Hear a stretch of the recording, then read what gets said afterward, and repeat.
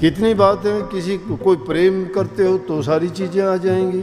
दया तुम्हारे हृदय में है तो प्रेम भी आ जाएगा, विश्वास भी आ जाएगा, परहित भी आ जाएगा, सब उसमें आ जाएंगे। अच्छे काम करने की जब आपकी आदत होगी तो वो अच्छे गुण आप में अपने आप खींचे चले आएंगे। और एक बार अगर गंदी आदत पड़ गई तो फिर उन गुनाह करने का जो आदमी को आदत बन जाती है, फिर उसको नहीं पता होता कि वो कहाँ तक गिर जाएगा और क्या क्या गुनाह करने शुरू कर देगा। क्यों? फिर वो सोच लेता है कि जो होना होगा हो जाएगा, कि अब तो ये मेरे से नहीं छूटते हैं। फिर तो ना चाहते हुए भी खिंचा उसी ओर जाएगा, लाख बचने की कोशिश करेगा तो भी वो अपनी ओर उसको खींच लेंगे।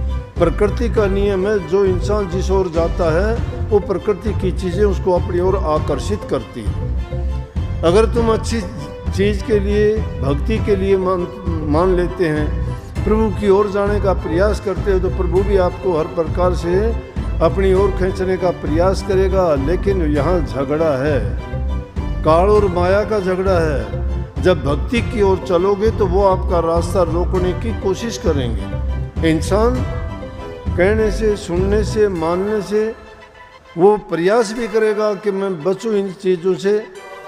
पता भी लग जाता है कि ये खेल माया का है, ये हमें लूटने वाली है, पता है ये काल के खेल हैं। काल भी हमें इस संसार से नहीं निकलने देता, जाल फैला दिया उसने।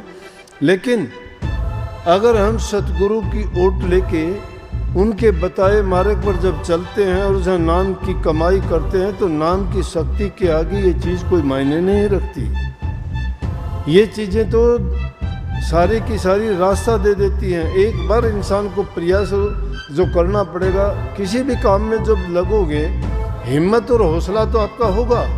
अगर हिम्मत हौसला आप शुरू में हार जाते हो तो काम करने की ज़रूरत ही नहीं, कभी कामयाब नहीं होगे। लेकिन किसी भी काम को करने से पहले आप ये सोचोगे कि हाँ मैं इसको अचीव करके छोड़ूंगा, इसको प्राप्त करूंगा मैं।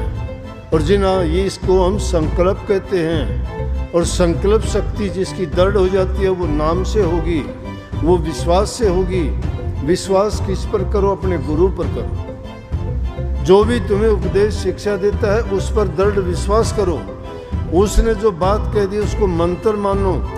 कहो कि चाहे सब कुछ उलट जाए, गुरु का वचन नहीं पलटेगा, वो सत्य है। और जब इस प्रकार का तुम्हारा संकल्प दृढ़ हो जाएगा ना, तो दुनिया की कोई भी चीज़ आपको आपके रास्ते से नहीं हटा सकती, आपके रास्ते से नहीं हटा सकती।